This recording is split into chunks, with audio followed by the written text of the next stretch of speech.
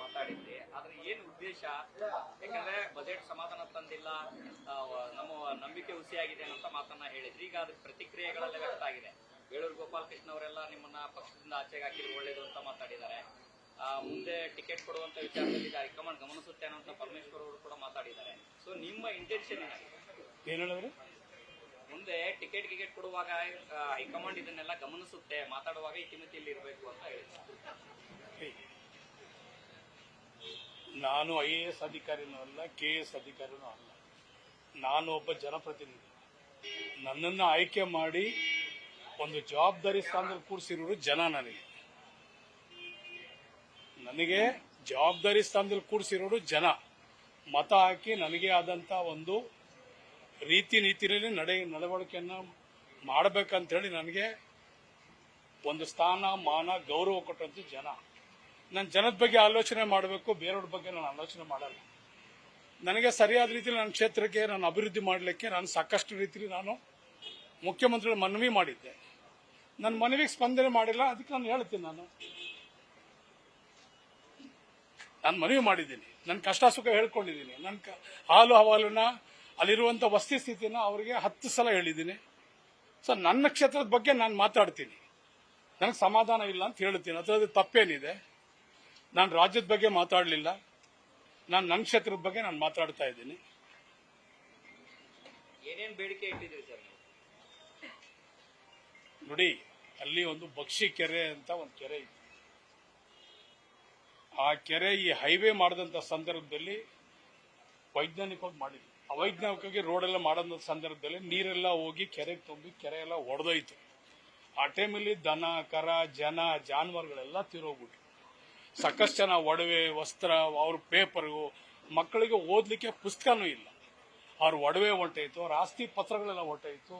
ಇಡೀ ರಾಮನಗರನೇ ಮುಳುಗೋಯ್ತು. 10 ಸಲ ನಿಮ್ ತಗೊಂಡೋಗಿ ನಾವೆಲ್ಲ ಪೇಪರ್ಸ್ ಎಲ್ಲ ಕೂತು ನಿಮ್ಮ ಹತ್ರ ಚರ್ಚೆ ಮಾಡಿ ಕಷ್ಟ ಸುಖ ಎಲ್ಲ ಹೇಳಿ 10 ಸಲ ಹೋಗಿದ್ದೀನಿ. 10 ಸಲಕ್ಕೂ ನನಗೆ ಸ್ಪಂದನೆ ಮಾಡಿಲ್ಲ ಅಂತ ಹೇಳಿದ್ರೆ ನಾನು ಏನಂತ ಮಖ ತೋರಿಸ್ಲಿ? ನಾನು ಏನಂತ ನಾನು MLA ಅಂತ ಹೇಳ್ಕೊಳ್ಳಿ? ನನ್ನ ಕ್ಷೇತ್ರದಲ್ಲಿ ನಾನು ಏನಂತ ಹೇಳ್ಕೋಬೇಕು?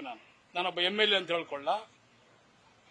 ನೀವು ಕೊಟ್ಟಂತ ಮತಕ್ಕೆ, ನಿಮ್ ಶ್ರಮಕ್ಕೆ, ನಿಮ್ ಹೋರಾಟಕ್ಕೆ, ನಿಮ್ ಬೆವರಿಗೇನೆ ಬೆಲೆ ಇದೆ ಅಂತ ಹೇಳ, ಇಲ್ಲ ಬೇಡ ಅಂತ ಹೇಳ? ಒಬ್ಬರ ಪರಿಸ್ಥಿತಿನ ಅಥವಾ ಎಲ್ಲರ? ನಾನು ನನ್ನ ಪರಿಸ್ಥಿತಿಯನ್ನು ಮಾತಾಡ್ತಾ ಇದ್ದೀನಿ. ನಾನು ಬೇರೆಯವ್ರ ಬಗ್ಗೆ ನಾನು ಮಾತಾಡೋದಿಲ್ಲ, ಬೇರೆ ಕ್ಷೇತ್ರದ ಬಗ್ಗೆ ನನಗೆ ಬೇಕಾಗಿಲ್ಲ. ನನಗೆ ಆಯ್ಕೆ ಮಾಡಿದಂತ ಜನದ ಬಗ್ಗೆ, ನನಗೆ ಕೊಟ್ಟಂತ ಗೌರವದ ಬಗ್ಗೆ ನಾನು ಅವ್ರ ಬಗ್ಗೆ ನಾನು ಮಾತಾಡ್ತೀನಿ.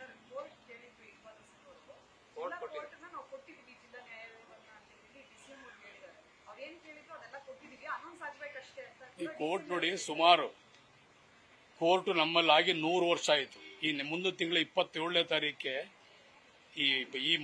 ಈ ಮಾರ್ಚ್ 27ಕ್ಕೆ 100 ವರ್ಷದ ಕೋರ್ಟ್ ಅಲ್ಲಿ ಇರೋದಲ್ಲಿ.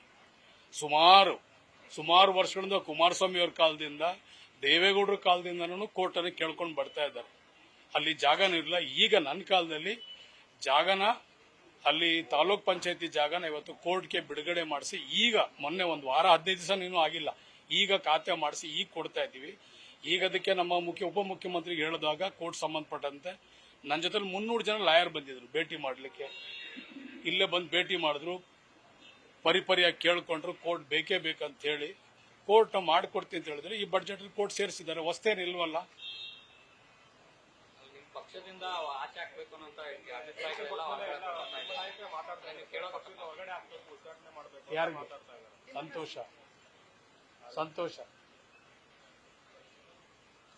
ಸಂತೋಷ ನನಗೇನಿಲ್ಲ. ಸರಿಯಾಗಬೇಕು ಅಂದ್ರೆ ನಾಯಕತ್ವ ಬದಲಾವಣೆ ಆಗಬೇಕು ಅನ್ನೋ ಆಗ್ರಹ ತಂದು ನನಗೆ ಯಾಕೆ ಅದನ್ನೆಲ್ಲ ಮಾತಾಡ್ಲಿ? ನನಗೆ ಯಾಕೆ ಅದನ್ನೆಲ್ಲ ಕೇಳ್ತಾ ಇದ್ದೀನಿ? ನಾನು ನನ್ನ ಕ್ಷೇತ್ರದ ಅಭಿವೃದ್ಧಿ ಬಗ್ಗೆ, ನನಗಿರುವಂತಹ ಕಷ್ಟ ಸುಖದ ಬಗ್ಗೆ, ನನ್ನ ಜನರ ಹಾಲು ಹವಾಲ್ ಬಗ್ಗೆ ನಾನು ಕೇಳ್ತಾ ಇದ್ದೀನಿ ಹೊರತು ನಾನು ವಿನಾಕಾರಣ ಯಾವುದೇ ವಿಷಯದ ಬಗ್ಗೆ ನಾನು ಮಾತಾಡಲ್ಲ. ನನ್ಗೆ ಅವಶ್ಯಕತೆನೂ ಇಲ್ಲ.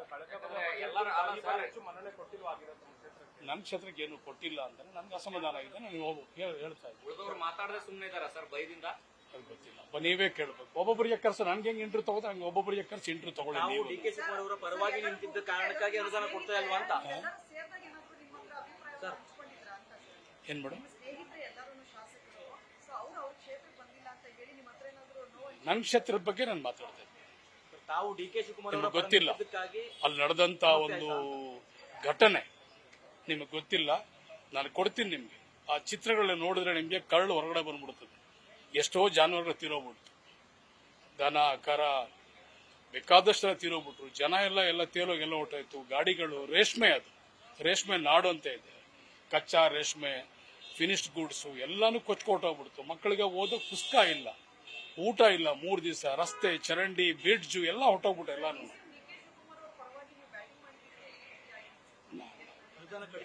ಇಲ್ಲ, ಆ ವಿಷಯನೇ ಬೇರೆ, ಈ ವಿಷಯ ನೀವು ನನಗೆ ಕೇಳ್ತಿರೋಂಥ ಪ್ರಶ್ನೆ ಬೇರೆ, ನೀವು ವಿಷಯ ಬೇರೆ ನನಗೆ ಡೈವರ್ಟ್ ಮಾಡ್ತಾ ಇದ್ದೀರ. ನಾನು ಹೇಳಿದ್ನಲ್ಲ, ನಾನು ಈ ಬಡ್ಜೆಟ್ ಬಗ್ಗೆ ನೀವು ಪ್ರಶ್ನೆ ಎತ್ತಿದ್ದೀರಿ, ನನಗೆ ಸಮಾಧಾನ ಇಲ್ಲ, ನನ್ನ ಕ್ಷೇತ್ರಕ್ಕೆ ಏನೋ ಅನುಕೂಲ ಆಗಲಿಲ್ಲ ಅನ್ನೋ ಒಂದು ನೋವನ್ನ ನಾನು ಹೇಳ್ಕೊಂಡಿದ್ದೆ. ನ್ಯೂಸ್ ಫಸ್ಟ್ ನಿರ್ಭೀತಿಯಿಂದ ನಿಮ್ಮ ಪರವಾಗಿ.